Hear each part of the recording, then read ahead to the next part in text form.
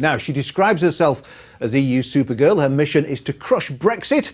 Last year, she famously gate-crashed a Brussels Brexit press conference, and more recently, Sheffield's Madeleina Kay has been at the party political conferences to make her voice heard. But do the Brexiteers see the funny side? Leave campaign, won a majority by their own rules, but it's not to be denied. And Theresa May is doing her best to make Brexit work. Madeleina's here. Welcome back to the Sunday Politics. We always get a big response when you're on our programme. We saw you there ambushing the Brexit Secretary, Dominic Raab. What did he say to you? He said that it was my opinion that we should have another vote on Brexit.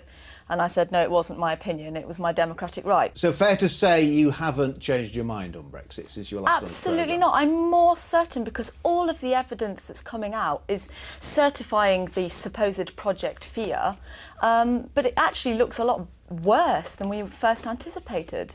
And, you know, the debate before the referendum was so inadequate.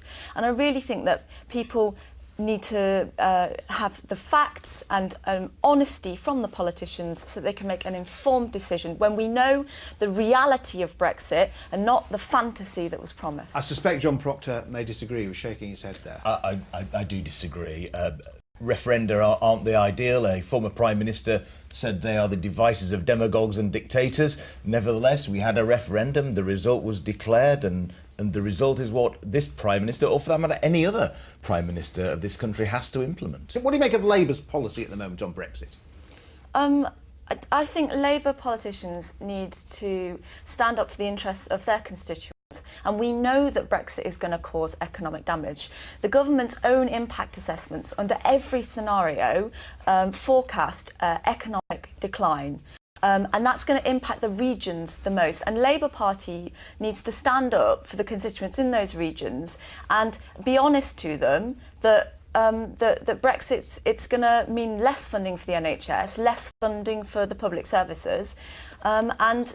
Well, many Labour voters voted for Brexit. It was a huge number, you know. Yeah, but people were lied to. They've got to be fair. Well, that's your opinion. That's your opinion. It's not my opinion. Dominic Raab says it's not my... But we know that Boris Johnson promised people £350 million for the NHS. People believed that, and it was a lie.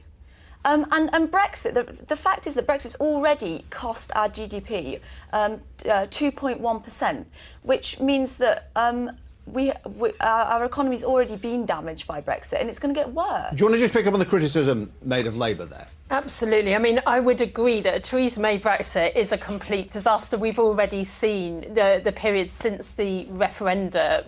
The way that she has handled this negotiation has really put our economy at risk. And worse still, you know, she continues to throw insults across the channel as opposed to engaging in mature dialogue. So we have clearly set out that we believe that we need to change the team, first of all, to make sure that we've got a Labour team in there negotiating on behalf of the whole country. But not everyone in your party wants another referendum, do they? Well, we want a general election because we believe that we can seriously change the direction dialogue, because we are not just ideologues that are saying we want to belong to one body or another. We're talking about a vision for our future relationship with the EU. You're going on a doggy march in London later. What's all that about? Dogs are marching against Brexit because it's threatening the pet passport scheme. But it's just another initiative to try and get people to stand up and speak out. Well, we've got an MEP here. Just clarify this. Is the pet passport scheme under threat because of Brexit? Nothing's agreed until everything's agreed. But pet passport's certainly there on the agenda, and that's one of those things that I'm sure will be dealt with accordingly. Just in terms of Labour's approach and Labour's policy, it's all over the place. We could see that clearly from their conference. That Keir Starmer is desperate for another referendum. Corbyn and co definitely doesn't want one. They don't know what they're doing. We absolutely are clear what we want. What we want to ensure is that we don't lose the skills, the jobs, the real opportunities for people in this country, and that is why. But unfortunately, under a Theresa May government, it has been lost, and that's why we're setting out a very clear alternative. We need to change the team at the top, and that means a general election. All right. EU Supergirl, I suspect Thank someone you. will want you to. Some people will want you to carry on with your caped crusade. I suspect some people might want to chuck kryptonite at you, to be fair, but you always provoke a debate. So that's about it from us. We will leave you with the good people of Yorkshire and Lincolnshire doing their impression of Theresa May doing you know what. See you next week.